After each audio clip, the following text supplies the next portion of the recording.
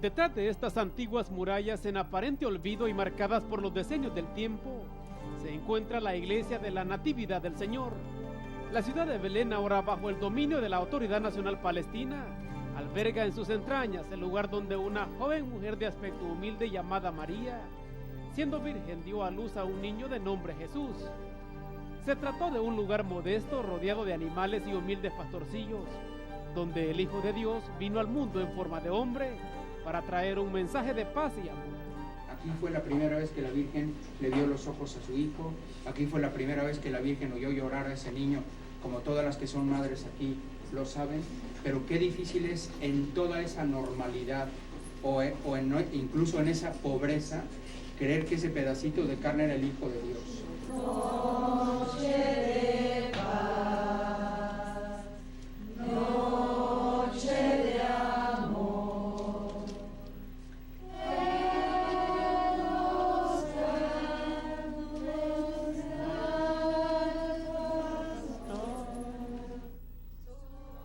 A más de 2000 años y motivados por la fe y la devoción cristiana, cientos de feligreses de todo el mundo recorren los angostos pasillos que conducen hasta los sitios más emblemáticos.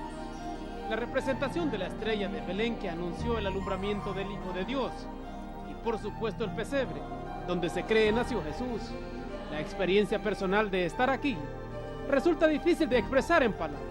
Preparando el nacimiento del niño Dios es mucho más, no nomás simbólico, sino motivo para nosotros, ¿no? Es donde está nuestro es el nacimiento de Belén. En Belén siempre es Navidad, y es justo que en Belén siempre sea Navidad. Entonces, lo primero que me gustaría decirles es, viendo estas piedras y viendo la pobreza en la cual empezó todo, lo primero es darle una sacudida a nuestra idea del nacimiento de Cristo, quitarle toda la polilla y toda la rutina, de decir, ¡ay, qué bien nació el niño Dios! Y que no nos pase nada, porque digamos una cosa tan impresionante, y porque la fe se nos remueve y digamos, pero Dios mío, ¿cómo es posible pensar que Dios se ha metido en una mujer y luego se ha hecho niño, ¿no? ¿Cómo que la fe vuelva a tener toda la fuerza, el que nos revuelva por dentro para que saque de nosotros lo mejor de nosotros mismos y para que la fe haga nuestra vida. Duérmete, niño, que tus ojos se cierran. Aquí en este lugar de Belén estuvo el pesebre donde nació Jesús, el Hijo de Dios. Él, siendo el Rey del mundo, nació en un humilde lugar, rodeado de animales y simples pastores. Por más de 2000 años, este lugar continúa siendo visitado por muchos peregrinos como una muestra de fe y devoción.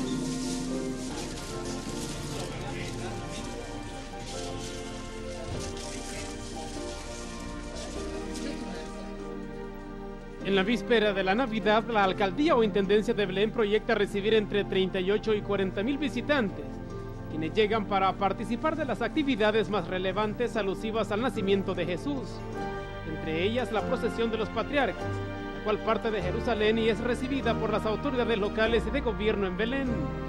Está previsto que el presidente de la Autoridad Nacional Palestina y sucesor de Yasser Arafat, Mahmoud Abbas, encabece los actos de celebración y asista a la tradicional Misa del Gallo. Estará aquí el presidente de la Autoridad Palestina, Abu Mazen, estará con él y van a estar junto con el patriarca, los patriarcas que van a celebrar la misa de medianoche. En Belén, los murales y afiches que inmortalizan a los milicianos integrantes de los grupos fundamentalistas como Hamas y Al-Fatah no dejan de causar cierta zozobra e inseguridad en los visitantes.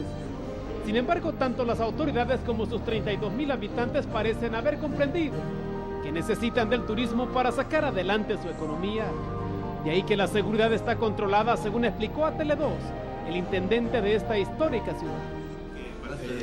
Belén es segura, es pacífica, que tienen una buena fuerza de policía y créanme por favor que es más segura que cualquier sitio en el mundo. Belén, que en hebreo significa ciudad del pan o del maná, al igual que otros sitios sagrados de esta región del mundo, se convierten en el punto de convergencia de cristianos, ortodoxos, laicos y musulmanes. Las diferencias que resultan ser fundamentales comparten, además del espacio físico, la fe en un ser supremo. Dice que tenemos buenas relaciones con nuestros ciudadanos cristianos, nuestros ciudadanos musulmanes, que pues la relación es buena y no tenemos problemas con ellos. Pero esa fe no ha logrado hasta hoy vencer el odio, la violencia y la sed de venganza entre unos y otros, pese a tener en común una misma descendencia que inicia con Abraham, pasando por Isaac e Ismael. Pero he de destacar que en esta ciudad santa está demostrado que es posible convivir en paz.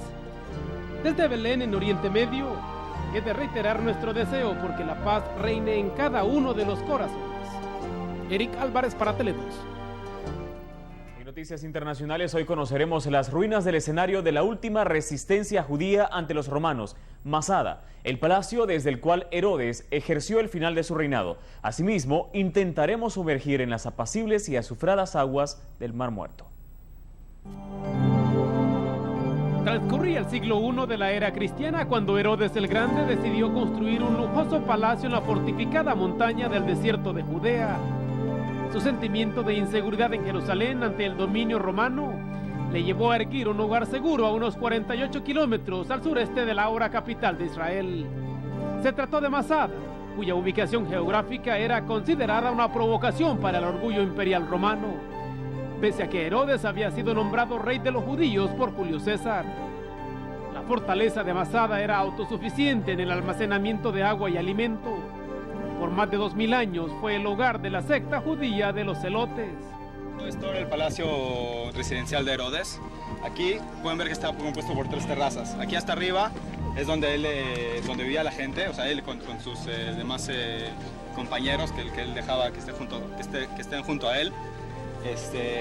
Y bueno, él bajaba aquí era un patio que bueno, se puede ver que está ya muy destruido después de la guerra, pero era un patio precioso en donde él paseaba, tomaba el sol, varias cosas.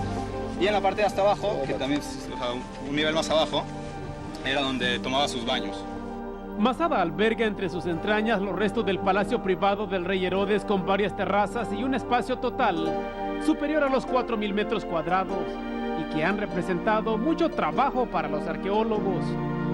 Ascender al amurallado palacio resultaba ser una misión complicada para las técnicas militares romanas en aquellos tiempos de rebeliones y conquistas.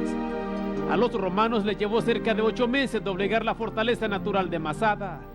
Pero sus habitantes, antes de someterse a la esclavitud, según registra la historia, prefirieron la muerte. El temible suicidio ocurrió en el año 73 después de Cristo. Son los campamentos que hicieron los romanos en el momento de cuando empezaron la rebelión para tomar el lugar, para retomar la ciudad, exactamente. Cuando estás acá y recordás o tenés presente la historia de Masada, cómo terminó la ocupación de los judíos, ¿no? y el asedio romano con miles de muertos. Y a veces uno no le cuesta asociar las dos cosas, ¿no? El paisaje exuberante con la tragedia humana. Estas son las ruinas que quedan del complejo de Masada, un lugar que alberga una vasta historia que se aproxima a los 2000 años. A mis espaldas, las ruinas de lo que fue la iglesia bizantina. Cuando cayó el Imperio Romano de Occidente en el año 476, la cristiandad, digamos, tenía su base en el Imperio Romano de Oriente, que tenía su centro en Constantinopla, también conocida como Bizancio. Esa Bizancio fue la que conquistó todo el norte de África, por supuesto pasó por acá también, y fue como una renovación del cristianismo que duraría 1000 años más, hasta 1453, con la caída del Imperio Otomano, que fue el declive total del cristianismo en el norte de África y la imposición del Islam, ¿no? Hasta la fecha únicamente se han encontrado los restos de 3 miembros aparentes de una misma familia. Sin embargo, de los casi 1000 habitantes de Masada, continúa siendo una prueba incierta luego de que los romanos optaron por prender fuego a cuanto encontraron dentro de las murallas. Desde este escenario testigo fiel de una de las más heroicas y fascinantes historias del mundo antiguo, pueden apreciarse espectaculares vistas panorámicas a los 4 puntos cardinales, siendo uno de los más atractivos del Mar Muerto.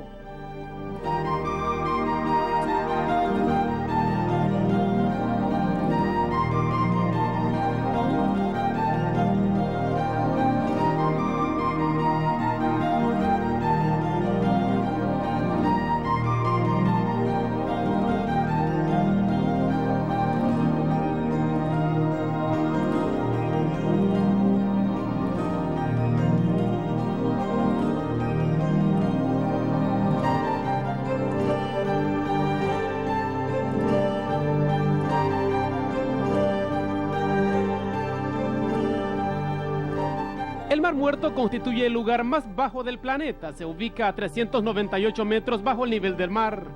Este cuerpo de agua densamente salado y que por cierto pierde 1 metro en su nivel por año, se crea, alberga el fuego y el azufre lanzados sobre Sodoma y Gomorra, luego que Dios desenfrenara su ira por la desobediencia y el pecado hasta borrarlo de la faz de la tierra.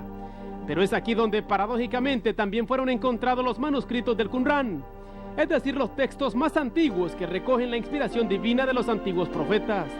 En la actualidad es considerado un destino turístico visitado por cientos de personas de todo el mundo. Eric Álvarez para Tele 2. Israel es un estado joven creado por el mandato de las Naciones Unidas en el año de 1948. Es pionero en la prevención de la violencia a partir de la educación no formal, un modelo ejemplar que ha comenzado a replicarse en América Latina mediante los denominados movimientos juveniles. Más allá del frío rostro de la guerra y detrás de las murallas y cercas de seguridad, Israel ostenta impresionantes niveles de desarrollo que trascienden la alta tecnología y las técnicas avanzadas en agricultura, con las que han logrado convertir el desierto en fértiles y florecientes campos. Pero su mayor fuente de riqueza la constituye la educación de sus ciudadanos. A la par de la educación formal y obligatoria hasta los 11 años de escolaridad, merece un especial énfasis el trabajo con los niños y jóvenes desde los llamados movimientos juveniles. Un esfuerzo orientado a despertar y fortalecer el liderazgo y la práctica de principios, valores y buenas costumbres. Y de ahí creemos que en los tiempos libres se deben crear sistemas de educación para el tiempo libre, en el cual en Israel se está bastante bien, aunque hay muchísimo por hacer. Los jóvenes se han propuesto hacer la diferencia y cambiar el mundo a través de esta modalidad de educación no formal, a la que asisten desde los 8 años para participar de los diferentes programas diseñados y ejecutados por líderes de este mismo segmento de la sociedad israelí.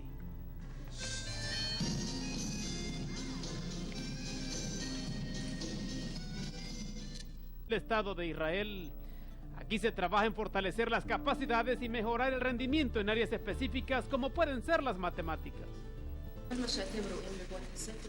ustedes están viendo es una expresión directa de la importancia que le dan los pobladores de la zona, ¿sí?, a la escuela. Este año incorporamos a la escuela un proyecto que lo llamamos el proyecto de compromiso personal, ¿sí?, que valoriza, ¿sí?, básicamente la capacidad de poder dar, de poder entregar a la comunidad. Yo creo que sí. Sí, a pesar de todos los problemas que hay en la región, yo creo que el desarrollo sí es posible.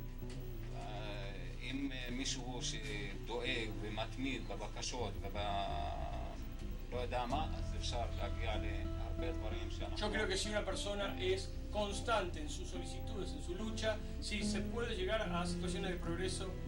Muchos jóvenes salen de los movimientos juveniles directamente a prestar el servicio militar, el cual es de carácter obligatorio para hombres y mujeres a partir de los 18 años. Tele 2 visitó una base de formación y adiestramiento militar, donde entre los soldados figuran varios de origen suramericano, quienes han aceptado defender los intereses e ideales de este país, que no es en el que nacieron, a cambio de obtener la ciudadanía israelí. No solo en Israel, yo creo que cualquier persona que cambie de país, que se aleja de la familia, se aleja de las comidas, se aleja de un montón de cosas que son tradicionales de uno, le cuesta. Hay gente que pudo, hay gente que no. Mantener ocupados a los niños y jóvenes en actividades positivas, cultivar su intelecto y capacidades, es un modelo que contribuiría a cortar de raíz el cordón umbilical de la violencia y otros males sociales, como el consumo de drogas y la incorporación a grupos organizados del crimen como pueden ser las pandillas, cáncer del que adolecen muchas sociedades en Latinoamérica, entre ellas la salvadoreña. Está con galerías. Hay apartamentos para 2 personas.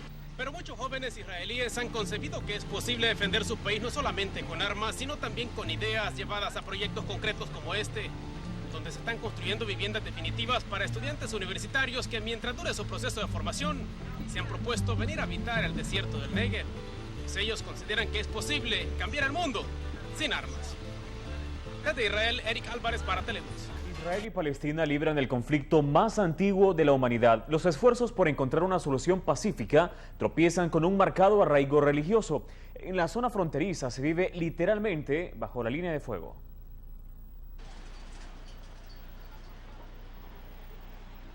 60 años han transcurrido desde la creación del Estado soberano de Israel, una resolución de Naciones Unidas que los países árabes en su gran parte se han negado a reconocer.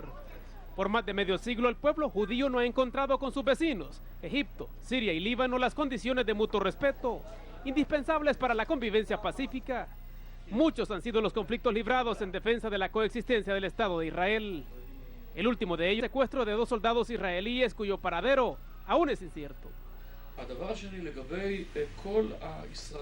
Todavía estamos en guerra, lamentablemente, contra nuestros vecinos. Poblar Israel en todas partes es un interés nacional. Existe una amenaza verdadera a través de las milicias en el sur del Líbano.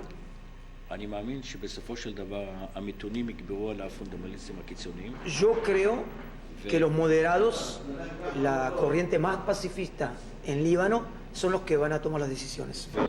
En la actualidad, el desarrollo nuclear de Irán y las milicias de Hamas, el movimiento armado que ejerce control sobre la zona de Gaza, representan las principales amenazas para Israel. Diversas han sido las estrategias y tácticas de seguridad empleadas para proteger a la población civil. Pero quienes habitan los kibbutz y mashab, es decir, pequeños asentamientos dedicados en su mayoría a la agricultura y a la pequeña industria bajo un enfoque socialista, continúan viviendo literalmente bajo la línea de fuego, dada su proximidad con los territorios palestinos. Hoy lamentablemente es peligroso porque hay muchas veces lluvias de morteros que sin ningún tipo de previo aviso caen en ese moshav. Está pegado a la frontera con Gaza. El trauma y el terror de la guerra desde el otro lado de la cerca de seguridad son parte del día a día. Solo durante una mañana en Sderot, una ciudad anclada en el desierto del Negev, al sur de Israel, cerca de una veintena de cohetes Qassam habían sido disparados por las milicias de Hamas desde la franja de Gaza. Una vez suena la alarma, 10 segundos es el tiempo que puede representar la línea entre la vida y la muerte. Una situación que también fue experimentada en carne propia. Hoy salían disparados.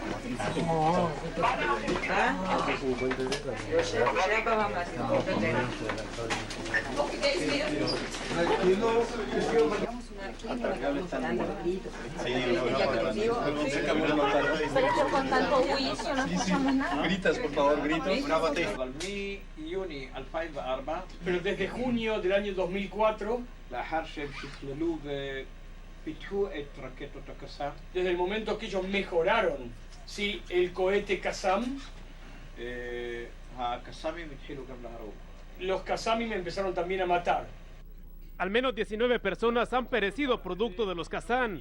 En Sderot, sus habitantes y autoridades locales exigen al gobierno central garantizar su seguridad independientemente si eso implica el empleo del ejército.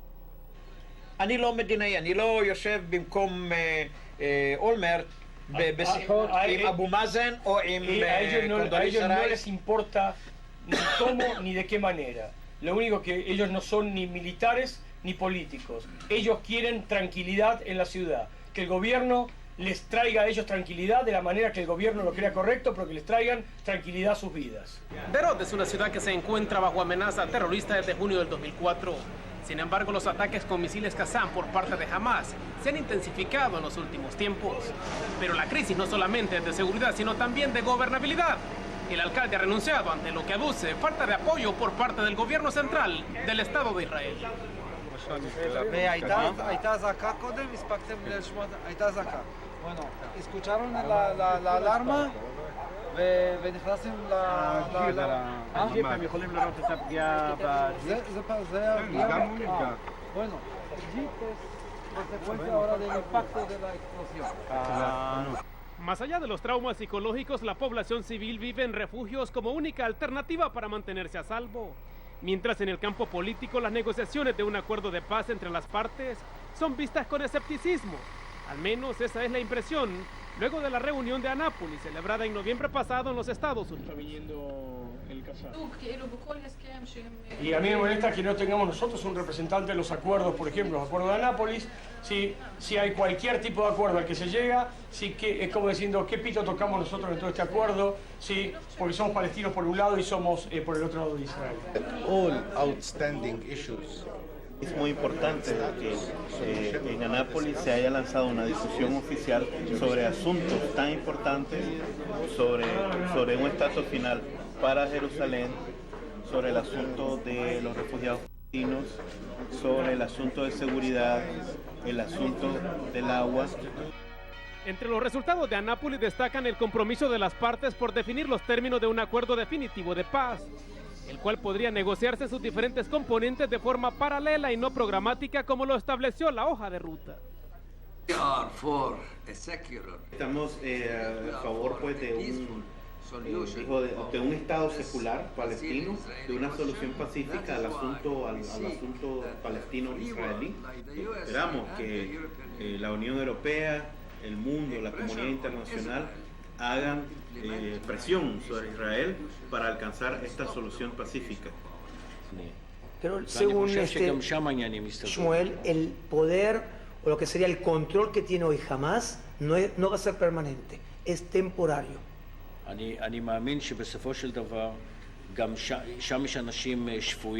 Yo pienso que también en la parte palestina hay gente razonable, lógica, y ellos como nosotros lo que buscan es paz y convivencia. Pero existen quienes califican de incierto el futuro político en Medio Oriente por considerar que se trata de un conflicto religioso y no político. Las diferencias dogmáticas, según ha demostrado la historia, no son negociables. Los más optimistas, por el contrario, sostienen que mientras llegue la paz, habrá que continuar generando condiciones de desarrollo y dejar de ver al vecino como el enemigo a vencer. Sí, yo me siento, en principio, yo me siento diferente a todos, yo no me siento perteneciente a este país. Porque este es el país de los judíos y yo no soy judío. Porque hoy hablar de la sociedad palestina, están hablando de unas cuantas bandas que luchan contra nosotros para poder competir entre ellas por su propio gobierno. הייתה הרבה יותר התייחסות למנהיגים, להסכמים, לגבולות. Había como que se le da mucha más importancia al tema de líderes, al tema de acuerdos, al tema de fronteras.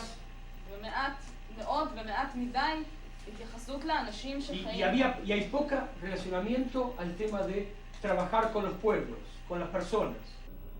En estas bíblicas tierras conviven cristianos, judíos y musulmanes. Diferencias étnico-religiosas que han imposibilitado avanzar en la búsqueda de la paz, evidenciando un choque de culturas. En nuestra visita, que por razones de formación profesional nos llevó hasta esta región del Medio Oriente, nos fue posible constatar el valor espiritual que hace de Israel el lugar donde todo comenzó, pero que aún no termina, debido a lo complejo del conflicto. Eric Álvarez para Tele2. No solo es conocido por sus mares y desiertos, sino y principalmente por su aspecto religioso. De ahí que las Sagradas Escrituras le refieren como la tierra prometida. Es aquí en esta franja del Medio Oriente donde han florecido las más nobles y sublimes aspiraciones y creencias, dejando un fuerte legado de fe a través de los siglos. Muchos de los lugares por la Biblia referidos conservan su apariencia, mientras que otros han sido convertidos en importantes santuarios en relación a los acontecimientos que cambiaron la historia de la humanidad. La peregrinación por Tierra Santa comienza en Galilea, lugar rodeado de fortalecidas colinas y adornado por las azules aguas del mar que lleva su mismo nombre. Aquí se encuentra la iglesia de la Anunciación de Nazaret, el hogar de María, donde comienza el misterio de Jesús. Este es el lugar donde vivió la Sagrada Familia. Esto que han dicho los peregrinos, nosotros no tenemos la de 100%, pero no importa, es la tradición. Es aquí, alrededor de este cuerpo de agua dulce, donde años más tarde se da la multiplicación de los panes y peces para dar de comer a los más de 5,000 hombres, sin contar mujeres y niños que habían venido a apreciar la grandeza de Jesús, tal y como lo recogen las Sagradas Escrituras.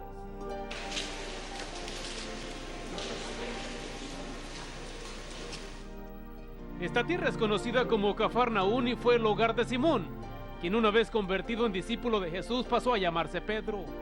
Fue uno de los últimos sitios visitados por su santidad el entonces Papa Juan Pablo II en marzo del año 2000, ocasión en la que ordenó la construcción de la iglesia de Pedro, desde donde también se divisan las ruinas de una de las más antiguas sinagogas. Se cree que data del año 500 antes de la era cristiana. Al venir aquí, los primeros peregrinos y descubrir esta zona construyeron una iglesia. Y siempre como es la historia de esta zona. Los bizantinos tenían el poder hasta que vinieron los musulmanes. De Galilea el recorrido continúa por Carjana, escenario del primer milagro de Jesús al convertir el agua en vino cuando se celebraban la boda de Caná. Y es que no resulta difícil imaginar a Jesús recorriendo de nueva cuenta estas tierras de firmes colinas y exuberante vegetación, que enriquecen el paisaje hasta llegar a Yardenerit, el lugar bautismal en el legendario río Jordán, donde en la actualidad peregrinos procedentes de distintas naciones del mundo replican el ejemplo de humildad de Jesús y Juan el Bautista. Aconteció en aquellos días que Jesús vino de Nazaret de Galilea y fue bautizado por Juan en el río Jordán. Y luego, cuando subía del agua, vio abrirse los cielos y al Espíritu como paloma que descendía sobre él. Y vino una voz de los cielos que decía: Tú eres mi Hijo amado, en ti tengo complacencia. Eso es lo que estamos recordando hoy, esa forma de purificación de aquella época. Este es el bíblico río Jordán. Aquí, según el Evangelio de San Marcos, Juan bautizó a Jesús como un ejemplo de fe y purificación, y que se replica con cada uno de los cristianos que tienen el privilegio de visitar esta zona de Tierra Santa. Hasta el sol de hoy predomina en mi país, particularmente en mi familia y bajo la fe en la que crecí, y que tal vez de verdad no me había imaginado que iba a estar aquí algún día, y es un milagro estar aquí para mí. Yo sé que para la religión católica o el cristiano en general es un sitio muy sagrado, que tiene mucho significa por la creencia de la religión, y por eso yo le respeto. Como yo soy judío Pero entre lugares de acontecimientos y milagros cobran fuerza nombres como el Monte de los Olivos, los jardines y gruta de Getsemaní. Es decir, hablamos de las mismas colinas y senderos que siempre han formado parte integral del paisaje de la amurallada ciudad antigua de Jerusalén. Aquí se expresan las esperanzas y deseos espirituales de los seguidores de las tres religiones monoteístas. Los santuarios del judaísmo en el emplazamiento del segundo templo antiguo, mejor conocido como el Muro de las Lamentaciones o Muro Occidental. Las mezquitas del Islam sobre el monte Moriat y las numerosas iglesias construidas como parte del ministerio de Jesús en su camino final al Calvario, la Vía Dolorosa y la iglesia del Santo Sepulcro, lugar donde también resucitó venciendo a la muerte.